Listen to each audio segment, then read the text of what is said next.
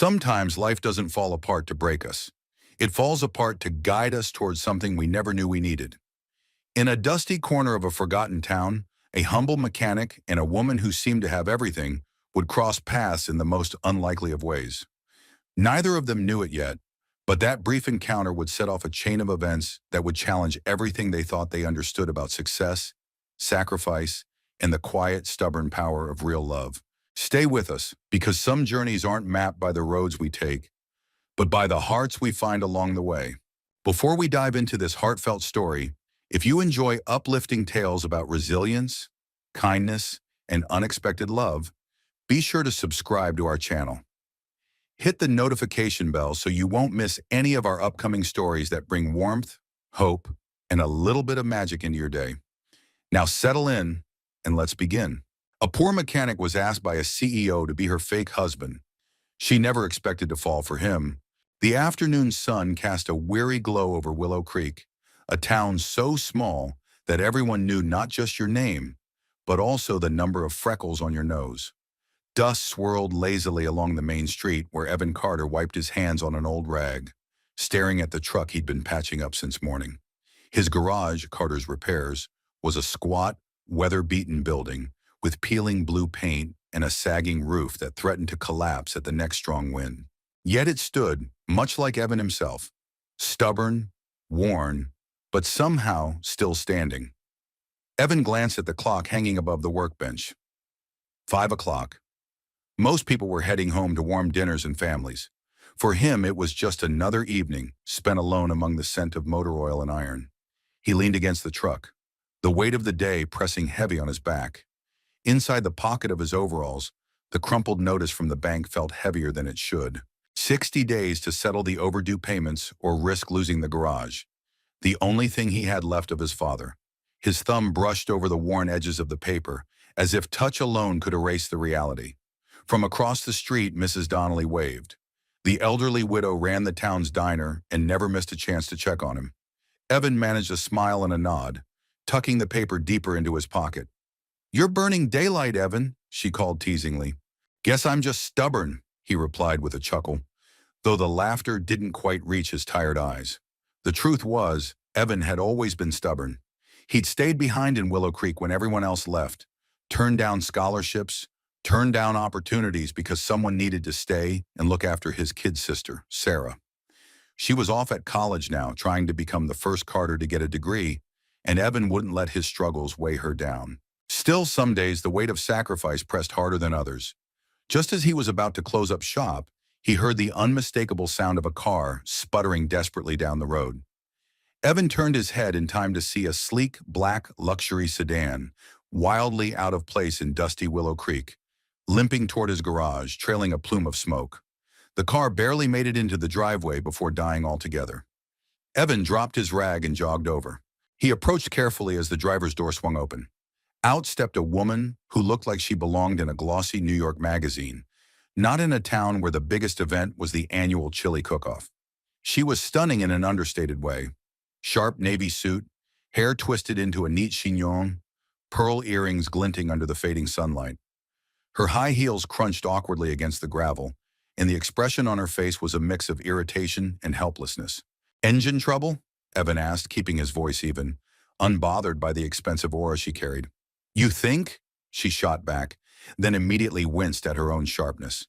She pressed her fingers to her temple and exhaled. "I'm sorry. It's been a long day." "No harm done," Evan said with an easy smile.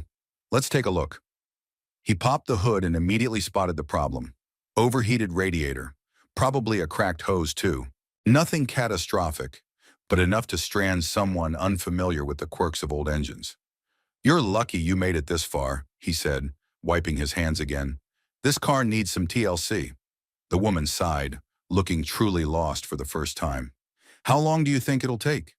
"Depends. Could be a few hours if I've got the parts. If not, overnight." She groaned softly. "Perfect." Evan suppressed a smile. "You can wait at the diner across the street. Mrs. Donnelly makes a mean apple pie." The woman hesitated, then offered a hand. "Olivia Montgomery." Evan took it, his calloused fingers brushing her manicured ones. "Evan Carter." Their eyes met briefly, hers guarded, his steady, and for a heartbeat, something unspoken passed between them. She cleared her throat and withdrew her hand. "Thank you, Mr. Carter. I appreciate the help." "Just Evan," he said, "and it's no trouble. That's what we do around here. Help when we can." As Olivia walked toward the diner, Evan watched her go, the sinking sun turning her silhouette to gold. She was a puzzle he hadn't expected to stumble across that day, and somehow he had the feeling that fixing her car might be the least complicated part of the evening. He shook off the thought and turned back to the engine. Work first, questions later. Inside the garage, Evan found the replacement hose he needed, an old part, but still serviceable. As he worked, he let his mind drift for a moment. What was a woman like her doing in a place like this? Dressed like that? Driving a car like that? Willow Creek wasn't on any important map. By the time the stars began to prick the darkening sky, Evan had the engine patched and purring again. He closed the hood with a satisfying thud and wiped the grease from his hands. When Olivia returned, she carried a takeout bag in one hand and 2 coffee cups in the other. "I figured you might want one," she said, offering a cup with an awkward smile. Evan accepted it, surprised. "Thanks." They stood for a moment under the buzzing porch light, 2 unlikely strangers sharing coffee over a half-dead car. It was a small kindness, but for Evan it felt like something more. A reminder that even in the hardest places, little moments of grace could still find their way through. "So," Olivia said slowly, staring into her cup, "I might need your help with something else too." Evan raised an eyebrow. "Like what?" Her eyes lifted to meet his, steady and serious. "I need a husband," she said bluntly. "Just for a week." The cup nearly slipped from Evan's hand. "Come again." Olivia smiled, a little rueful, a little daring. "It's complicated." And just like that, Evan Carter's life, so carefully built on simple truths and quiet resilience, began to shift, one unexpected heartbeat at a time. Evan leaned against the workbench, coffee cup forgotten in his hand. He watched Olivia carefully, weighing whether he had misheard or if she truly meant what she had just said. "A husband?" he repeated, skeptical. Olivia set her own coffee down on the hood of her car, the slightest edge of embarrassment coloring her otherwise composed demeanor. She brushed a loose strand of hair behind her ear, a small human gesture that made her seem less like a fortress and more like a woman under siege. "Yes," she said, crossing her arms tightly across her chest as if bracing herself. "A husband. Temporarily." Evan blinked, half expecting her to laugh and tell him it was a joke. When she didn't, he slowly set his cup down beside hers. "You're serious?" "I wouldn't be standing here making a fool of myself if I weren't," she said with a tight, tired smile. "I know how insane it sounds. Believe me." Evan crossed his arms too, mirroring her posture unconsciously. "Mind telling me why?" Olivia hesitated. For the first time, he saw a flicker of vulnerability pass over her polished features. She looked over her shoulder as if someone might be eavesdropping, then back at him. "My family," she said finally.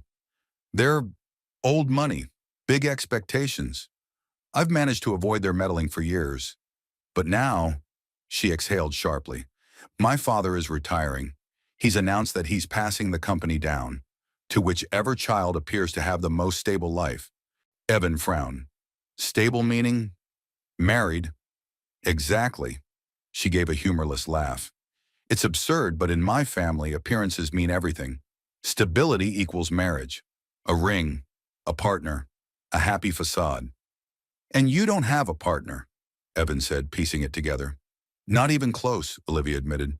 "And I don't have time to find someone real. The announcement party is next week. Everyone will be there. Press, shareholders, extended family. I can't show up alone without consequences." Evan scratched the back of his neck. "And you want me to pretend to be your husband?" "Yes." The garage filled with the soft hum of crickets outside, the faint clang of a loose shutter in the breeze. Evan's mind raced. Nothing about this situation made sense. Him, an oil-stained mechanic from a nowhere town, playing house with a woman who probably had more zeros in her bank account than he had in his entire lifetime. He shook his head slowly. "Miss Montgomery, I think you've got the wrong guy." Olivia stepped closer, her voice dropping to a gentle, persuasive tone. "You're exactly the right guy, Evan. I don't need someone slick or perfect. I need someone real. Someone who won't draw more attention than necessary. Someone I can trust for a week. He met her gaze, searching for any sign of mockery or deception. There was none. Only a quiet, desperate sincerity. "And what's in it for me?" he asked cautiously. Olivia didn't flinch. She pulled a folded envelope from her jacket pocket and set it on the workbench between them. Evan stared at it but didn't reach for it. "Enough to pay off your debts," she said softly. "Enough to keep your garage." The air left his lungs in a slow, disbelieving exhale. How could she know? "I asked Mrs. Donnelly about you while you were fixing the car," Olivia admitted, catching the flicker of surprise in his eyes. "This town's not exactly full of secrets." Evan pressed his fingers against the edge of the bench, grounding himself. It was tempting. God, it was more than tempting. It was salvation handed to him in an envelope. Still, something in him recoiled. "I don't like lying," he said gruffly. "I'm not asking you to lie," Olivia said. "I'm asking you to act. For 1 week. Pretend to be my husband. Wear a ring. Smile. Say a few things about how we met. Then when the week is over, you go back to your life. I'll go back to mine." He looked at the envelope again. At the garage behind him. At the peeling paint, the broken dreams barely held together with grit and grease. At his empty future without this place. He looked back at Olivia. She stood there, proud and fragile, all at once, offering him a strange kind of lifeline. "And what happens if someone figures it out?" he asked. "They won't," she said confidently, then a beat later softer. "But if they do, the worst that happens is embarrassment. Maybe I lose the company, but I won't drag you into it. I'll take full responsibility." The honesty in her voice chipped away at his last reservations. He rubbed his jaw, feeling the prickle of stubble there. It went against every instinct he had to step into someone else's charade. Yet wasn't life already a kind of charade? Pretending to be fine, pretending the past didn't haunt him, pretending dreams didn't ache when they died slow deaths. Maybe, just maybe, this strange detour was the closest thing to a second chance he was ever going to get. Finally, Evan pushed away from the workbench. "All right," he said. "I'll do it." Olivia's shoulders sagged slightly in relief. "Thank you, Evan. Truly. But," he added firmly, holding up a finger, "we lay down some ground rules." She arched an eyebrow. "I'm listening." "First," he said, ticking off on his fingers, "no funny business. This is a job. Strictly professional." "Agreed," Olivia said immediately. "Second, you don't try to change me into something I'm not. No fancy suits, no fake accents, no polishing me up like some prize pony." Her lips quirked upward. "Understood." "And third," Evan finished, his voice gentling, "once the week's over, we walk away. Clean break. No lingering." The smile faded from her face, replaced by something sadder, more solemn. She nodded once. "Clean break," she echoed. They shook hands, firm, binding. For a fleeting moment, Evan thought he felt a spark at the contact. He shook it off. Business. That's all this was. As Olivia turned to gather her things, Evan glanced up at the dark sky, the first stars just beginning to glimmer. Somewhere deep inside him, a quiet voice whispered that life was about to change in ways neither of them could possibly imagine. But Evan Carter had made a promise, and for a man like him, that meant everything. The next morning dawned crisp and golden over Willow Creek, the kind of early autumn day that smelled faintly of drying leaves and wood smoke. Evan stood outside Carter's repairs, arms crossed, watching as Olivia's sleek sedan pulled up once more, now fully repaired and humming like a contented cat. She stepped out, wearing jeans and a soft cream sweater this time. Still elegant, but less like a woman misplaced from a Manhattan boardroom, and more like someone who could almost belong in Willow Creek. "Morning," Evan said, tipping his cap slightly. "Morning," Olivia replied, flashing him a tentative smile that didn't quite mask her nerves. They stood in awkward silence for a beat, the enormity of what they had agreed to hanging between them like invisible static. "So," Evan said at last, clearing his throat, "you mentioned we need to rehearse." Olivia nodded, holding up a leather-bound notebook she had tucked under her arm. "We need a believable story. How we met, how we fell in love, details that match." Evan raised an eyebrow. "You wrote a script?" An outline, she corrected quickly, a faint blush coloring her cheeks. Just enough so we're consistent if anyone asks. He chuckled lowly. You corporate types really don't leave anything to chance, do you? Not when the stakes are this high, she said simply, handing him a sheet of paper. Evan took it gingerly, scanning the neat bullet points. Met in New Hampshire at a car show. Bonded over a shared love of classic cars. First date, apple picking, and a picnic. Evan proposed under a maple tree last fall. He let out a whistle. Apple picking, huh? That's quaint. It needs to be charming, Olivia said. Relatable. Not flashy. Could have just said we met fixing a flat tire, he muttered. She smiled despite herself. This paints a better picture. Evan shook his head in amusement but conceded. All right, let's go through it. They moved inside the garage, sitting across from each other at a small wooden table Evan usually reserved for invoices and coffee breaks. The late morning sun streamed through the windows, bathing the dusty room in a kind of soft, forgiving light. Okay, Olivia began, pulling out two simple silver rings from a velvet pouch. First thing, we wear these. She slid one across the table to him. Evan hesitated for a fraction of a second before picking it up. It was lightweight, cool to the touch, utterly ordinary, and somehow the most peculiar thing he'd ever held. He slipped it onto his finger. It fit snugly, almost as if it belonged there. You're taking this very seriously, he remarked. If I don't, it'll fall apart at the first question, she said. Trust me, Evan. My family notices everything. Her voice softened a little, and Evan caught a flicker of old wounds in her eyes. He wondered just how many years she'd spent perfecting the art of looking unbreakable.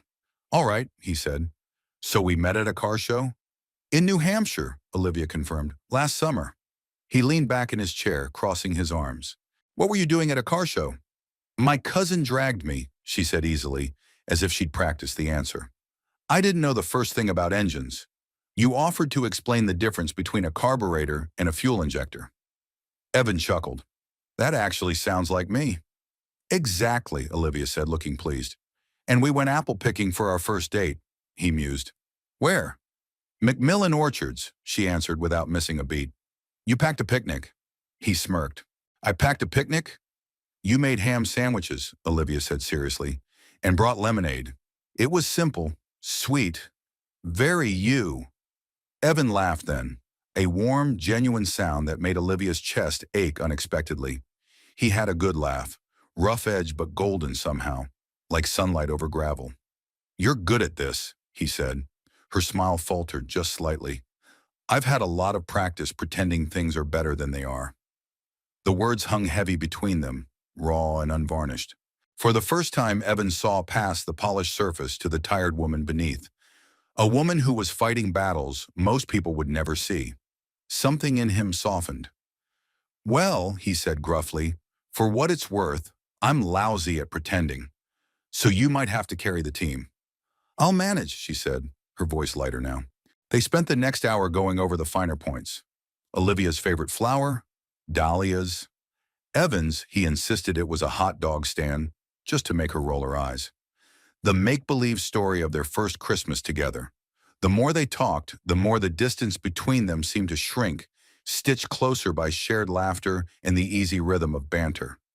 At one point, Olivia laughed so hard she had to press a hand against her ribs. You're impossible, she gasped. And you're way too uptight, Evan countered, grinning. The walls she had so carefully built around herself seemed to slip, brick by brick, revealing a woman who could laugh until her eyes crinkled and who teased him mercilessly when he mixed up apple varieties. Outside, the day drifted toward afternoon. In here, in the garage that smelled of motor oil and coffee, something fragile and new was taking root, something neither of them dared name yet. Finally, Olivia stood, smoothing her jeans. I think we're ready, she said, or as ready as we'll ever be. Evan rose too, slipping the script outline into his pocket. One last thing, he said. She looked at him questioningly. If we're going to fool your family, he said slowly, we're going to have to get comfortable with things like holding hands, casual touches, eye contact. Olivia froze just for a second. Then she gave a small, almost imperceptible nod. Without thinking too much about it, Evan reached out and took her hand. It was cool and delicate in his calloused grasp. She tensed, only briefly, then let out a slow breath and relaxed. Their eyes met. It was supposed to be practice. Just practice. But something flickered between them. Unwritten, unexpected, undeniable. Evan let go first, clearing his throat. See? Natural. Right, Olivia said, her voice a little too high. They stepped apart, pretending nothing had shifted in that moment. But in the silence that followed, both of them knew. This was no longer just about pretending.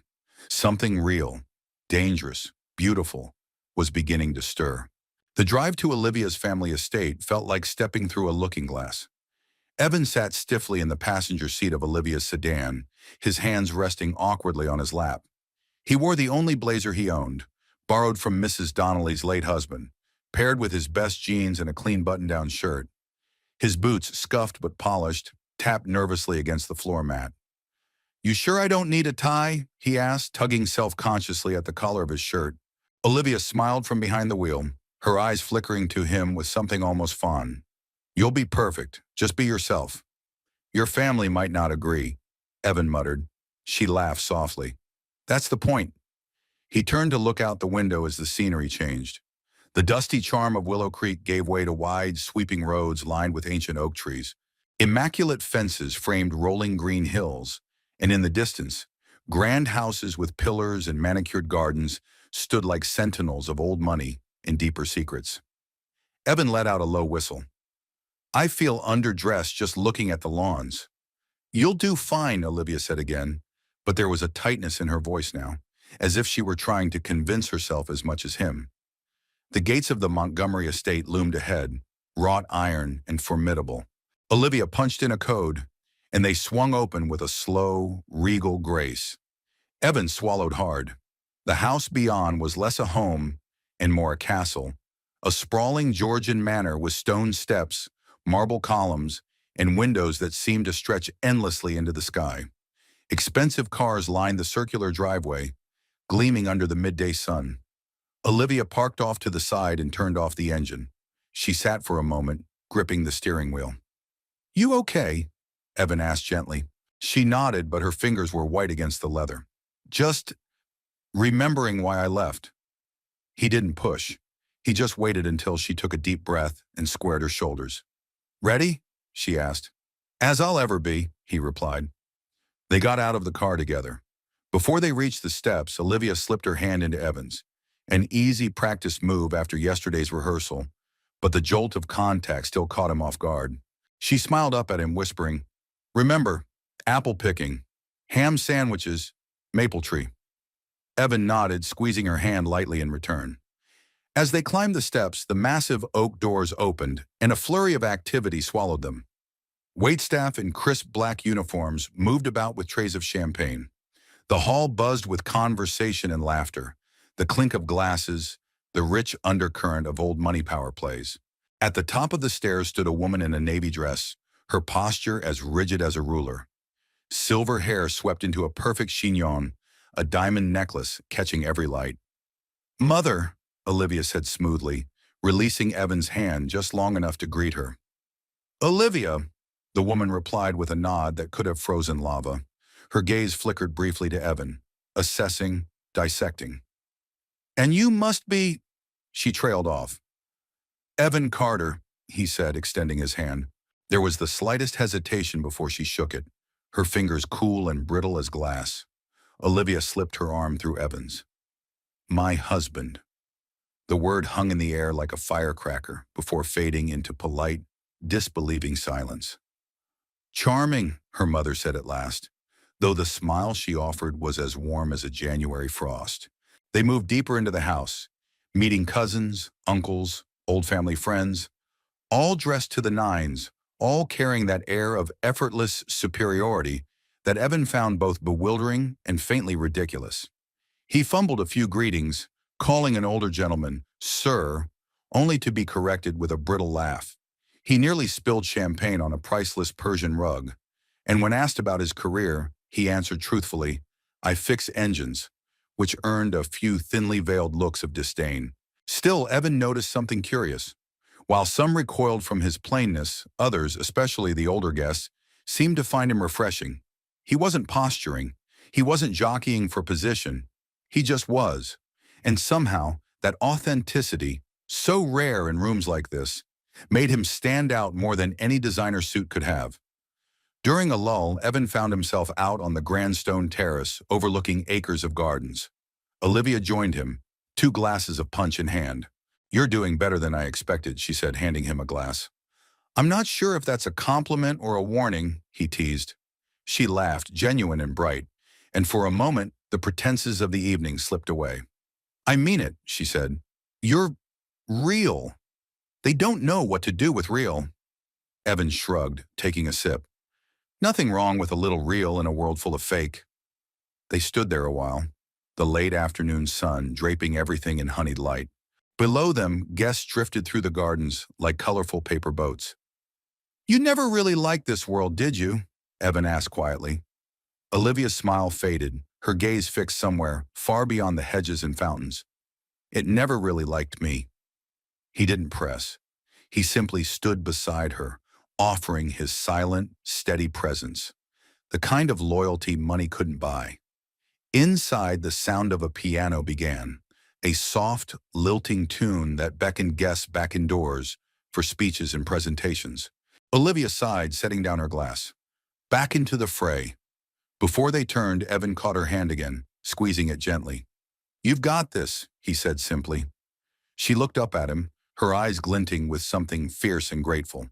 Together, they stepped back into the mansion, hand in hand, facing a world neither of them fully belonged to, but facing it, nonetheless, together. The grand hall buzzed with champagne and conversation, the chandeliers casting 1,000 fractured lights across polished marble floors. Evan stood near a buffet table laden with dishes he couldn't even name, balancing a plate of what looked like tiny, delicate sandwiches. He scanned the crowd, looking for Olivia. Instead, he found trouble. "You're the husband," a voice drawled beside him. Evan turned to see a man about his own age, but far sleeker, dressed in a suit so sharp it could have cut glass. His hair was artfully tousled, his smile just a little too polished.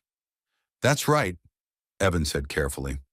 "Funny," the man mused, sipping from his glass. "Liv never mentioned you before." "Liv," Evan echoed, noting the familiar nickname. The man chuckled. "Cousin Marcus. We've known each other since we were kids." He extended a hand and Evan shook it, feeling the calculating squeeze behind the gesture. "So," Marcus said, swirling his drink lazily. "Where'd you two meet again?" "Car show in New Hampshire," Evan answered smoothly, recalling the rehearsed story. Marcus arched a brow. "Car show? Liv hates cars." Evan smiled easily. "Not after she met me." Marcus's mouth twitched, but it wasn't a smile. "Must have been one hell of a car show." "It was," Evan said simply, refusing to be rattled. Marcus studied him for a long, unsettling moment, then tipped his glass in a mock salute. "Welcome to the family, cousin." He drifted away into the crowd, leaving Evan with a sour taste in his mouth. It was nothing overt, no accusations, no outright hostility, but the message was clear. Marcus smelled something off, and if Marcus was sniffing around, it was only a matter of time before others did too. Evan set down his plate and scanned the room again, more urgently this time. He spotted Olivia near a group of older women, laughing lightly at something one of them said, though the tightness in her posture betrayed her nerves. Evan made his way over, catching her eye as he approached. "Hey, sweetheart," he said, slipping an arm around her waist with casual familiarity. She stiffened for a fraction of a second before melting into the role, leaning into him with a smile that could have fooled anyone. "Ladies," Evan nodded politely to the group, who all tittered behind their gloved hands. As they moved away from the cluster of guests, Olivia murmured, "Something wrong?" "Marcus," Evan said under his breath. "He's suspicious." Her smile didn't falter, but he felt her body tense beneath his touch. "I figured he'd be the first," she said quietly. "He's always been ambitious." "Meaning?" "Meaning," she said grimly. "If he can discredit me, he's next in line for the company." Evan exhaled slowly. "Great." Olivia squeezed his hand reassuringly. "We just have to stick to the story. Be natural. Be us." Us, Evan repeated wryly. She bumped his hip lightly with hers. You're doing great. Better than I hoped. He looked down at her, at the gleam of challenge and encouragement in her eyes, and for a moment he almost believed it was real. Not just a fragile illusion stitched together with borrowed memories and makeshift rings. Music swelled from the ballroom as a string quartet began to play, and couples drifted toward the dance floor. Olivia's mother appeared at their side, regal as ever. The first dance, she said, her tone leaving no room for argument. Tradition for newlyweds at their first family gathering. Olivia's smile froze. Evan squeezed her hand again. We'd be honored, he said, surprising himself as much as her. He led Olivia to the center of the floor. The music shifted into a slow, elegant waltz. Evan wasn't much for dancing. His idea of a dance floor involved sawdust, boots, and a country song. But he adapted, moving carefully, matching her rhythm. You're full of surprises, Olivia murmured. I aim to please, he said, guiding her into a slow turn. Around them, the polished elite watched with cool detachment, looking for cracks, for weaknesses. But Evan kept his eyes on Olivia. She was beautiful in a way that had nothing to do with makeup or designer labels. There was a light in her tonight, a spark fighting its way through years of armor. You're good at this, she whispered. So are you, he said. She laughed softly, a sound that wrapped around him like a warm breeze. For a few minutes they weren't pretending. For a few minutes they were just a man and a woman moving together under 1,000 crystal lights, the world spinning away beyond the reach of their joined hands. When the dance ended, polite applause filled the hall. Olivia's mother nodded approvingly. Marcus watched with narrowed eyes, and Evan felt the weight of 100 stares settle once more on his shoulders. But when Olivia leaned up and pressed a kiss lightly to his cheek, just a brush, just a whisper of lips, Evan forgot about the watchers. He forgot about the lies. For a single blinding moment, he forgot everything except the startling, impossible truth. He wanted it to be real. The party wore on into the night, but Evan and Olivia slipped away long before the last champagne flute was drained. They found themselves on the back terrace, a quieter place where the manicured gardens gave way to open fields stretching out under the vast velvet sky. The marble steps were cool beneath them as they sat side by side, the distant laughter from the house growing fainter with each passing moment. Above them, the stars blinked awake one by one. Olivia kicked off her heels with a sigh of relief, wiggling her toes against the stone.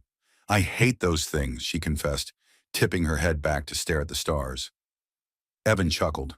You hide it well. Years of practice, she said dryly.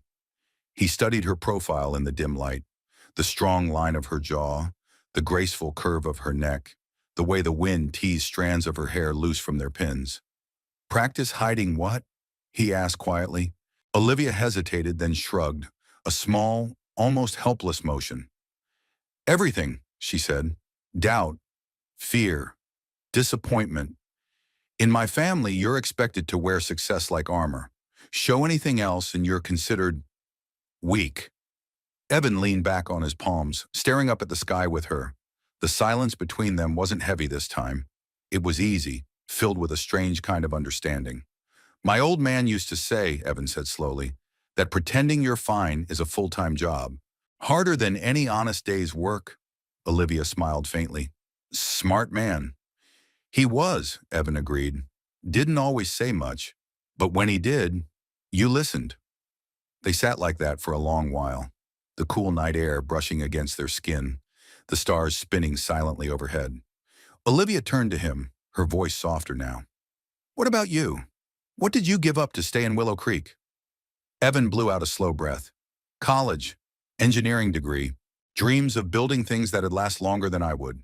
He gave a wry smile. But after my parents died, Sarah needed someone, and I figured some dreams were worth trading for others. Olivia studied him, something tender flickering in her gaze. You don't regret it? Some days, Evan admitted honestly, but mostly, no. I couldn't have lived with myself if I'd left her behind. He shrugged. Sometimes doing the right thing isn't glamorous. It's just necessary. Olivia looked down at her hands folded in her lap, her fingers twisting the simple silver ring she wore. Necessary, she echoed. There was a weight behind the word, a sorrow Evan didn't pry into. He just waited. After a long moment, Olivia whispered, "My father doesn't really want a successor. He wants a mirror, someone who'll make him proud in the ways he understands. Power, control, image. And you?" Evan asked gently. "I want a life that feels like mine," she said fiercely, her voice breaking around the edges.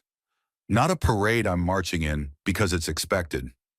She blinked rapidly, tilting her head back to stare hard at the stars.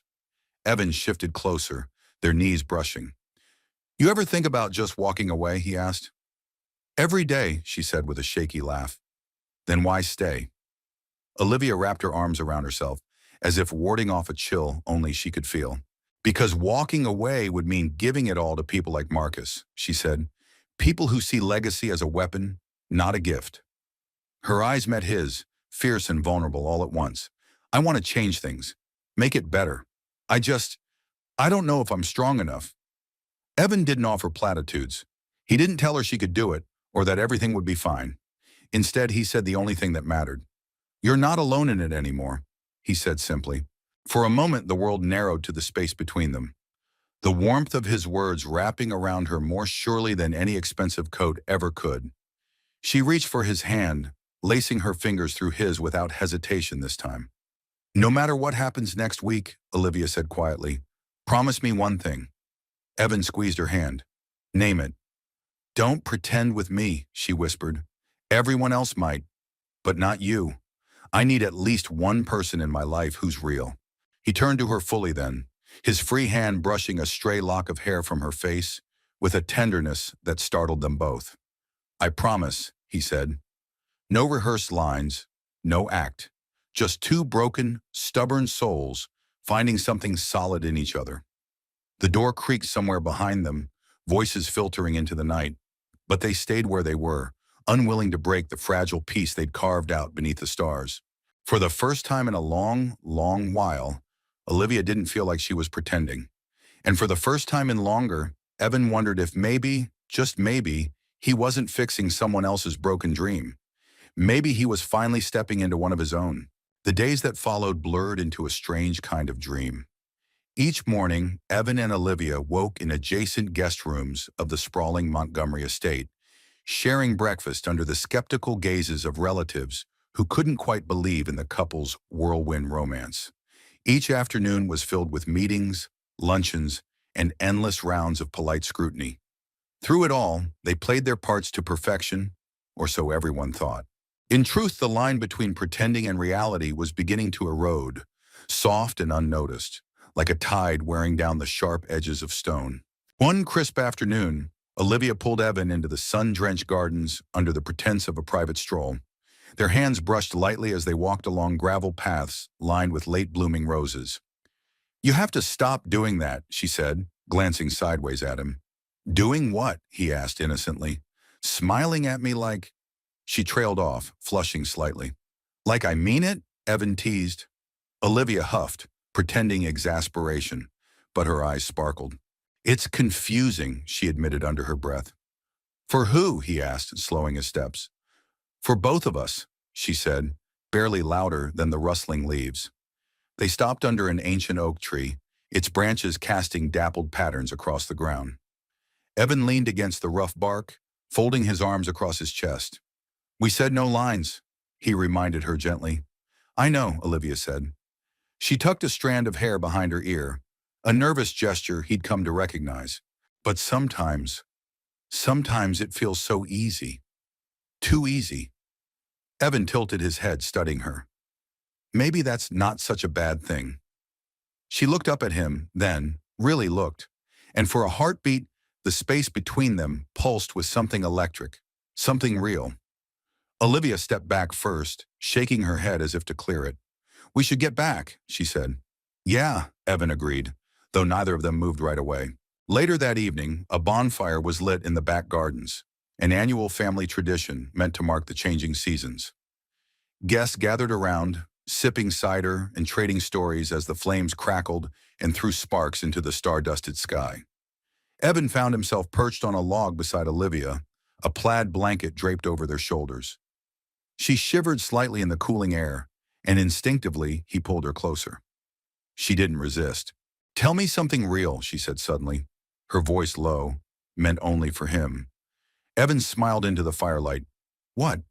Like a confession? She nodded, her cheek brushing against his shoulder. He thought for a moment, then said, Sometimes I wonder what my life would have been like if I hadn't stayed in Willow Creek. If I'd gone off and chased the big dreams. Olivia lifted her head to look at him, her expression open, curious. And, she prompted, and then I look around, he said, his voice steady, at all the things I would have missed. And I realize, what I have isn't flashy, but it's real. It matters. He turned his head, meeting her gaze fully. You matter, he added quietly. The world seemed to tilt slightly, the fire fading into a blur at the edges of his vision. Olivia's breath caught, and for a moment, Evan thought she might lean in, might close the aching distance between them. Instead, she buried her face against his shoulder, a tremulous laugh escaping her. You're dangerous, she whispered. He chuckled, resting his chin lightly atop her head. You have no idea. The next day brought errands into town. A public appearance carefully orchestrated to solidify their love story in the eyes of nosy acquaintances and curious reporters. They walked hand in hand down the cobbled streets, sharing ice cream cones from a local parlor. Evan offered Olivia a taste of his rocky road. She wrinkled her nose and stole a bigger bite than necessary, laughing when he protested. An older woman passing by leaned in and whispered to her friend, Young love, isn't it beautiful? Olivia caught Evan's eye and blushed furiously. He winked at her, and she laughed, a sound so free, so unguarded, that Evan felt something inside him crack open. They weren't pretending anymore, at least not completely. That night, back at the estate, Evan found Olivia sitting alone on the veranda, wrapped in a shawl against the cooling night. He joined her without a word, handing her a mug of steaming tea. Peace offering, he said. For what? She asked, amused. For the ice cream theft, he said solemnly. She laughed, curling her fingers around the mug, letting the warmth seep into her bones. Today felt, she hesitated. Real, Evan finished for her. Yeah, she said, her voice barely above a whisper. It did. They sat in comfortable silence, sipping tea, watching the moon rise over the fields. Evan wanted to say something, to ask her if maybe, just maybe, they could keep pretending a little longer, even after the deal was done. But he stayed quiet, because deep down he knew the pretending was already over. And what scared him more was that he didn't want it to be. The annual Montgomery Gala was an event woven into the very fabric of Olivia's family history. A glittering evening of polished silver, orchestras, and whispered power plays, cloaked in champagne smiles. Tonight it felt like a noose tightening around Evan's neck. He stood near the grand staircase, dressed in a tailored suit Olivia had insisted he wear. It wasn't custom-made, but he cleaned up well, if the approving glances from passing guests were any indication. Olivia hovered nearby, radiant in a dark green gown that made her look both regal and heartbreakingly real. For the first time in days, Evan didn't have to fake anything. He watched her, felt a strange tug in his chest at the way she laughed easily now, the way her eyes searched for his across the room like he was some kind of anchor in the swirling chaos. It wasn't supposed to feel like this. It wasn't supposed to hurt. The announcement ceremony was scheduled for later in the evening. Olivia's father would name his successor in front of the family, the board members, and the press. Olivia had done everything right. Evan had played his part. They were so close to pulling it off. Too close. Enjoying yourself, Mr. Carter? A voice drawled behind him. Evan turned to find Marcus, drink in hand, a smirk playing at the corners of his mouth. Having a fine time, thanks, Evan said easily. Marcus's smile widened. I'm sure you are. Sagrafum. He clinked his glass against Evan's with mock cheer. Tell me, did you always dream of marrying into a fortune, or was it just a lucky break? Evan stiffened but kept his face neutral. I didn't marry Olivia for her money. No, Marcus said, his voice silky. You married her after meeting her at a car show, right? Evan's jaw tightened. Marcus leaned in slightly. Funny thing about that story. You see, I did a little digging. Evan said nothing, feeling the air around him grow heavy. And guess what? Marcus continued, smiling wider. There was no record of any car show in New Hampshire last summer. None. Not a single one. A chill slid down Evan's spine. Marcus straightened, adjusting his cufflinks with deliberate casualness. "I wonder," he said lightly, loud enough for a few nearby guests to overhear, "what else isn't real about your little love story?" Heads turned. Conversations faltered. The soft clink of glass on glass seemed suddenly too loud. Across the room, Olivia sensed it. She excused herself hastily from her group and made her way toward them, her heels clicking sharply against the marble. "What's going on?" she demanded. Marcus turned to her, all mock innocence. "Just getting to know the newest member of the family better," he said. "Did you know, Liv, that Evan here can't seem to recall which car show you two met at? Or when?" Olivia's face paled, but she recovered quickly. "Of course I do," she said smoothly. "It was a small private event, not one that's publicly listed." Marcus arched a skeptical eyebrow. "Convenient." Murmurs rippled through the nearby guests. Evan caught snippets. Fraud, gold digger, scandal. Olivia stepped closer to Evan, slipping her arm through his in a silent gesture of solidarity. But it was too late. The damage had been done. Her father approached then, drawn by the sudden shift in energy. His sharp blue eyes took in the scene, the awkward silence, the way Olivia clung to Evan like a drowning woman to a piece of driftwood. "What is happening here?" he asked, his voice cold enough to freeze the room. Marcus stepped forward smoothly. "I was merely expressing some concerns, Uncle, about the authenticity of this marriage." "Concerns?" her father repeated, his gaze pinning Olivia and Evan both. Evan opened his mouth to defend her, but Olivia spoke first. "There's nothing inauthentic about our marriage," she said firmly. "Evan and I," her voice faltered for the briefest second, and Marcus pounced, "have known each other for what? A few months? Weeks? Long enough to stage a fairy tale, but not long enough to remember your own story." The words sliced through the air, cutting deeper than any blade. Olivia's father looked between them, reading too much in the silence that followed. His lips thinned. "We'll discuss this later. Privately." The orchestra faltered, the music stumbling like a wounded thing. Conversation resumed in polite, brittle threads, but the spell had been broken. Evan felt Olivia trembling beside him, even as she lifted her chin in defiance. "You okay?" he murmured. She nodded once, the motion tight, brittle. But he knew she wasn't. Neither was he. Later, in the privacy of the vast guest wing, Evan paced the length of his borrowed room, hands raking through his hair. The lie had cracked open, and there was no stitching it neatly back together.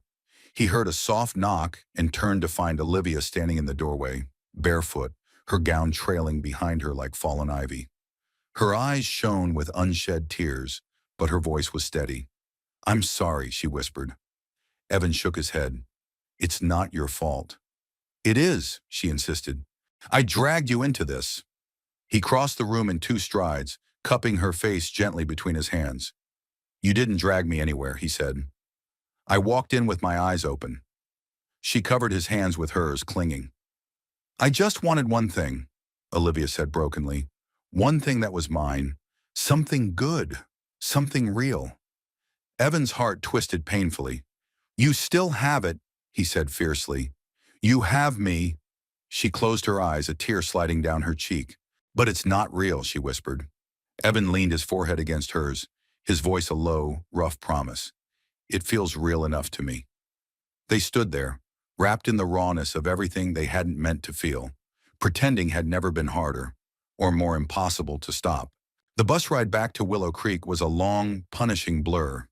Evan sat by the window, his duffel bag at his feet, watching the scenery unravel like an old familiar film.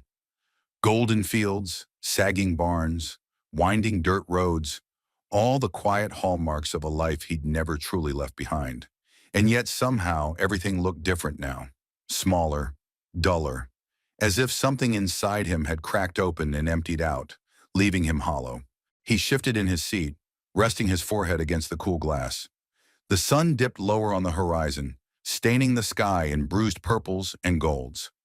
He barely noticed. All he could see was Olivia, her tearful eyes, the way her voice had broken when she said, "But it's not real." The way he had wanted, more than anything, to tell her it was, that it was the truest thing he'd ever known. But the lie they'd built between them however fragile, however well-intentioned, had collapsed under its own weight, leaving only wreckage in its place. Willow Creek welcomed him back with its familiar dust and weary charm. The garage looked exactly as he'd left it, peeling blue paint, cracked windows, the old Carter's Repair sign hanging crookedly above the door. It should have felt like coming home. Instead, it felt like exile. Evan unlocked the door and stepped inside, the scent of oil and metal wrapped around him like an old worn-out blanket. He tossed his duffel onto the workbench and stood there for a long time, breathing in the silence. The phone sat silent on the counter. No messages, no calls, no reason to expect otherwise. With a heavy sigh, Evan pulled off his jacket and got to work. Not because there was anything urgent to fix, there wasn't, but because work was the only thing left that made any sense.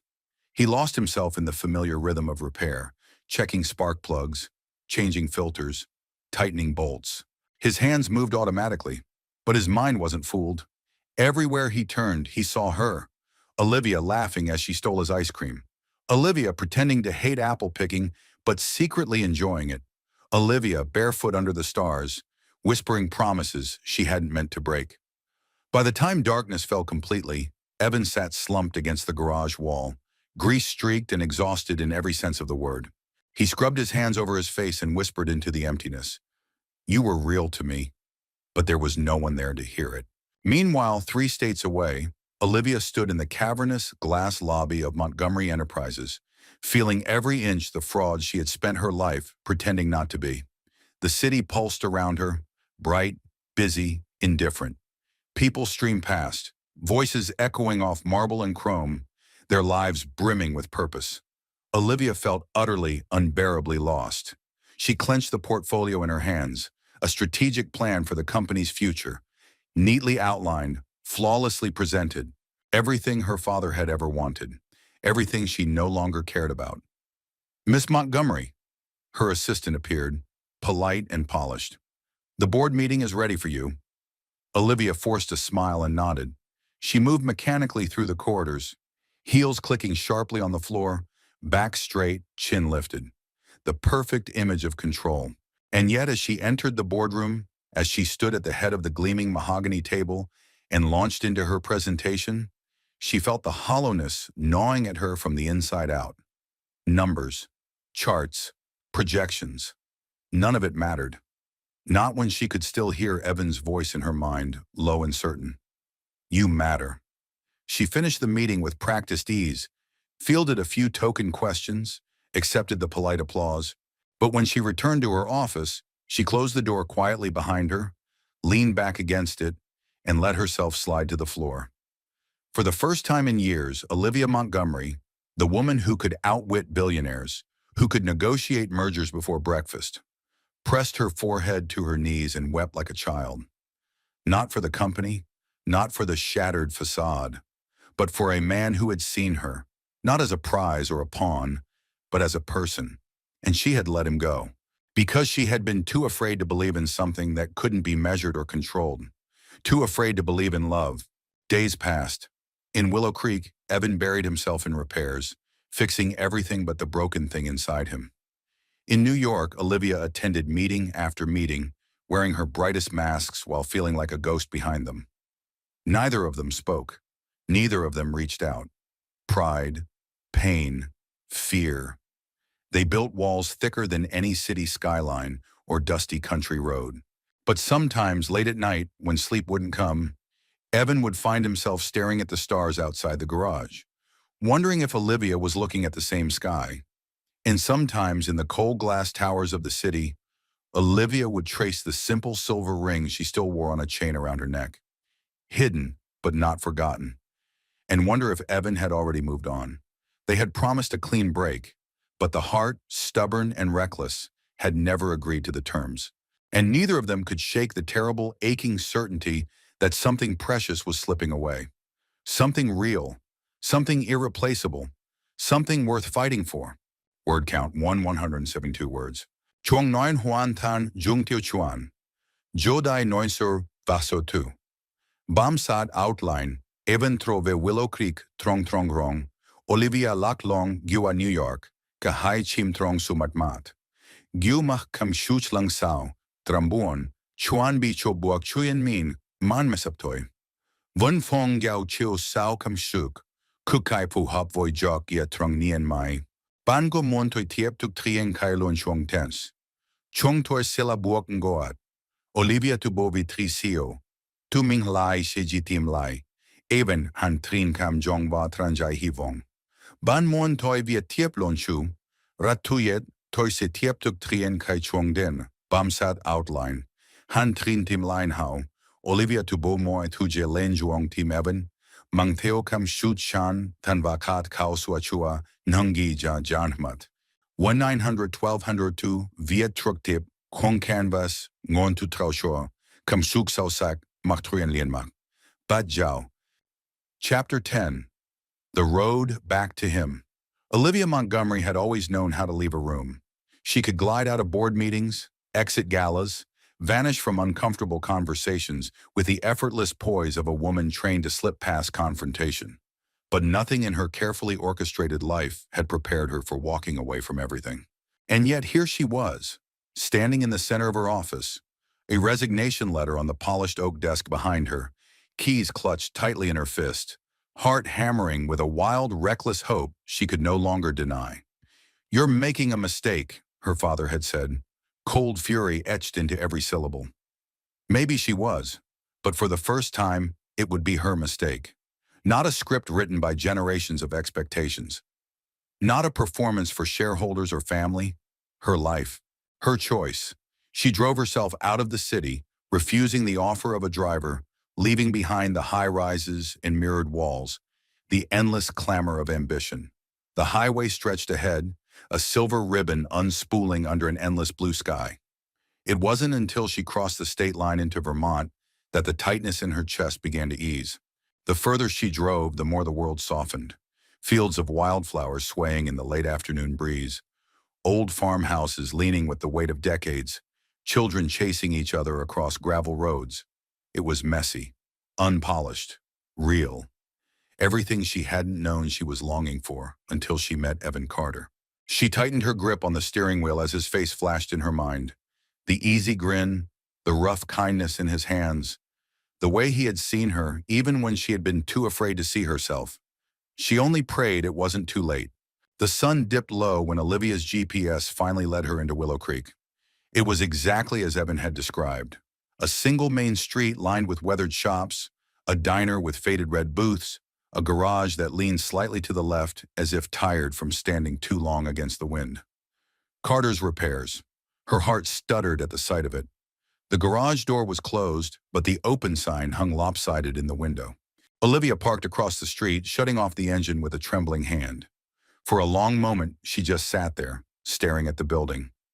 What if he wouldn't see her? What if she had shattered something too fragile to mend? No, she hadn't come this far to let fear stop her. She stepped out of the car, her heels sinking slightly into the dusty gravel. She crossed the street slowly, every step heavy with hope and terror. The bell above the door jingled as she pushed it open. Inside, the scent of motor oil and worn leather wrapped around her like a memory. The garage was dimly lit, cluttered with tools and spare parts. A radio played faintly in the background, some old country ballad full of heartbreak and steel guitars. And there, bent over the open hood of a battered pickup, was Evan.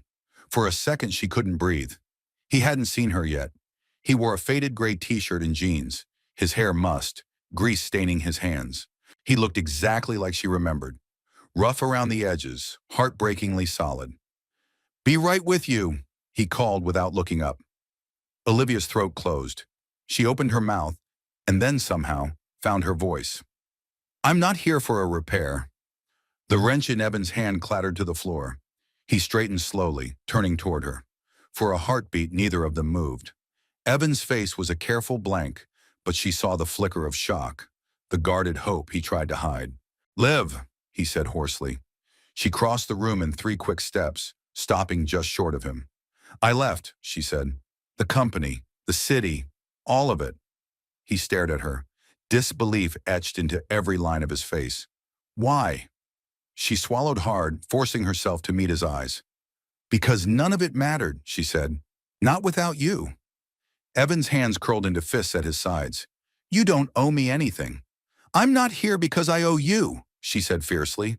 "I'm here because I love you." The words hung there, raw and terrifying. For a long moment, Evan said nothing. The ticking of a cooling engine was the only sound between them. Then finally he moved. He crossed the distance between them and pulled her into his arms. Olivia went willingly, bearing her face against his chest, breathing in the clean, familiar scent of him. "You're real," she whispered against his shirt. He laughed, a rough, choked sound, and tightened his arms around her. "So are you," he murmured. They stood there clinging to each other, two stubborn souls who had finally found their way home. It wasn't perfect, it wasn't easy, but it was real. And for Evan and Olivia, real was more than enough. The night sky stretched endlessly above them, a velvet canvas dusted with a million trembling lights. Olivia and Evan sat in the back of his old pickup, the truck bed lined with a faded quilt that smelled faintly of sun and soap. They leaned against the cab, legs stretched out, the quiet symphony of crickets and distant frogs filling the cool country air. Neither spoke at first. There was no need. The silence between them was no longer brittle, no longer strained. It was soft now, woven with the kind of understanding that only came when two people had seen each other at their worst and stayed anyway. Olivia pulled the quilt tighter around her shoulders, glancing sideways at Evan. He sat with one arm draped over the side of the truck, his face turned upward, a small, wistful smile playing on his lips. The silver ring she had returned to him earlier tonight glinted faintly in the moonlight, now resting once again on his hand where it belonged. "Tell me," Olivia said finally, her voice barely more than a whisper. "Tell me why you didn't chase me." Evan didn't look at her right away. His gaze remained fixed on the stars. "Because," he said slowly, "you deserve to choose." She frowned. "I don't understand." He turned then, meeting her eyes fully, and Olivia felt the ground shift under her. "I couldn't be another person who boxed you in," Evan said. "You had to want this, want us. Not because it was easier, not because it was expected, but because it was yours." His voice was rough, raw in a way that tore at her heart. "You think I didn't want to?" he continued, a humorless laugh escaping him. "You think I didn't want to get in that truck and drive straight to New York? Pull you out of those glass towers and tell you to come home with me?" He shook his head, looking away. "I wanted it so bad it hurt," he admitted, "but I wanted your happiness more." Olivia's throat ached with the force of unshed tears. "I thought you didn't care," she said, her voice cracking. He gave a small, sad smile. "I cared too much." She reached out then, her fingers finding his in the dark, tangling them together. "I was scared," she whispered. "Not of you, not of us, of what it meant to finally want something that didn't come with guarantees." Evan squeezed her hand gently. "Nothing real ever does." The words settled between them like a promise. Olivia shifted closer until her head rested against his shoulder. She closed her eyes, letting herself breathe him in. The warm scent of leather and soap and something uniquely Evan. For a long time they sat there, the stars spinning silently overhead. When Olivia finally spoke again, her words were steady, certain. "I love you, Evan Carter." He stiffened almost imperceptibly, and for a terrifying second, she wondered if she'd said too much, too soon. But then he turned, cradling her face between his hands, his thumbs brushing away the tears she hadn't realized had fallen. "And I love you, Olivia Montgomery," he said, his voice breaking on her name like a prayer. "I love you in a way I didn't think I had left in me." The dam broke then, and Olivia laughed through her tears, the sound shaky but radiant. "You're a stubborn, impossible man," she said. He grinned, that familiar, heart-stopping grin that had undone her from the very start. "Takes one to love one," he said, and then he kissed her. Not with the desperation of a man clinging to a dream, but with the deep, quiet certainty of someone who had finally found home. The kiss was slow, reverent, a blending of promises and forgiveness, and the fierce, fragile hope that maybe, just maybe, they could build something lasting from the wreckage of their mistakes. When they finally broke apart, forehead to forehead, breath mingling in the cool night air, Olivia smiled. "So what now?" she asked, voice trembling with wonder. Evan leaned back, studying her with a look so tender it stole her breath away. Now, he said, we start for real. No pretending, no running. He laced their fingers together, squeezing lightly. Just you and me, one day at a time.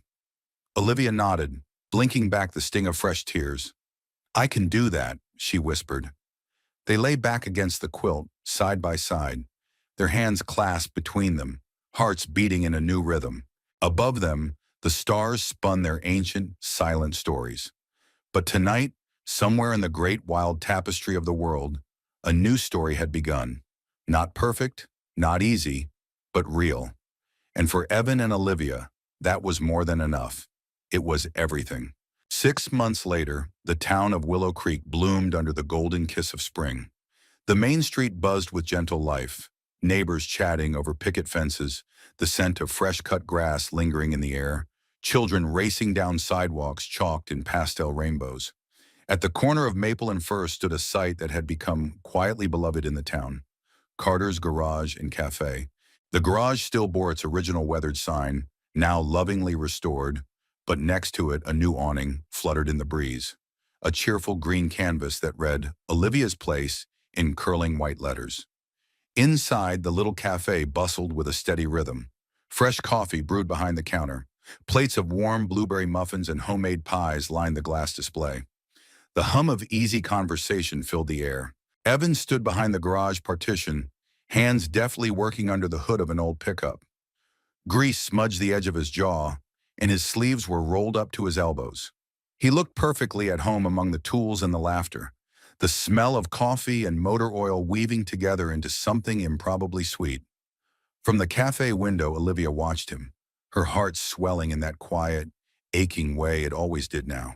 She wiped her hands on a dish towel and stepped outside, the tiny brass bell above the door chiming a soft greeting.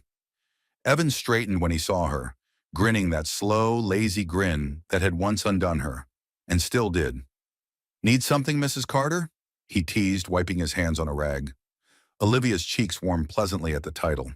They had married in a small ceremony 2 months ago, surrounded by a few close friends, Mrs. Donnelly crying happy tears into a lace handkerchief. It hadn't been grand. It hadn't been planned for months. It had been perfect. She crossed the small distance between them, reaching up to smooth a smear of grease from his cheek with her thumb. You're a mess, she said fondly. You love it, he replied, catching her hand and pressing a kiss to her knuckles. I do, she whispered. There was no doubt in her voice now, no fear, only certainty built from the ashes of all they had survived. They stood there a moment, wrapped in the soft buzz of the town around them, the world continuing to spin in its easy, forgiving way. You know, Evan said, tugging her closer, when I first imagined a future, I never thought it would look like this. Olivia rested her head against his chest, listening to the steady thrum of his heartbeat. Neither did I, she admitted, and it's better than anything I ever planned. He chuckled. You, giving up a plan? That's serious. She smiled against him. Sometimes the best things happen when you stop planning and just live. Evan tilted her chin up, studying her face like it was a map to every good thing he had ever wanted. You saved me, he said quietly. Olivia shook her head. We saved each other. And they had. Saved each other from loneliness, from fear, from a lifetime of pretending. They had built something real from broken dreams and stubborn hope, piece by fragile piece. Later that evening, as twilight painted the sky in streaks of lavender and gold, Evan and Olivia sat on the front steps of the garage, a thermos of coffee between them. Fireflies danced lazily over the grass. A warm breeze carried the scent of fresh earth and wild honeysuckle. Evan laced his fingers through Olivia's, squeezing lightly. You ever think about what would have happened if your car hadn't broken down that day? He asked. Olivia laughed softly. I would have kept driving, kept pretending I was fine, kept missing the best thing that ever happened to me. Evan turned to her, his eyes steady and sure. I think life has a way of breaking down exactly when it needs to. She smiled, tears pricking her eyes, not from sadness, but from the overwhelming, quiet joy of it all. You're my miracle, Evan Carter, she whispered. He pressed a kiss to her forehead, his voice rumbling against her skin. And you're my home, Olivia Montgomery Carter. They sat there long after the sun disappeared, watching the stars bloom overhead, hearts full in a way neither had known possible. They had lost and found each other, broken and mended, pretended and finally truly loved. And as the first notes of Cricket's song rose into the evening, the lights from Carter's garage and cafe glowed warmly against the gathering night. A beacon of hope, of second chances, of a love that had started as a lie and become the most beautiful truth either had ever known. We'd love to hear from you. Where are you watching from today? Drop us a comment below and share your thoughts about the story. You are part of what makes this community so special. If you enjoyed this heartwarming journey, don't forget to subscribe to our channel. By subscribing and hitting the notification bell, you'll never miss a story that brings hope, inspiration, and a little magic into your life. Thank you so much for spending your time with us today. Your support means the world, and we can't wait to share more beautiful stories with you. Until next time, take care and keep believing in the power of love and kindness.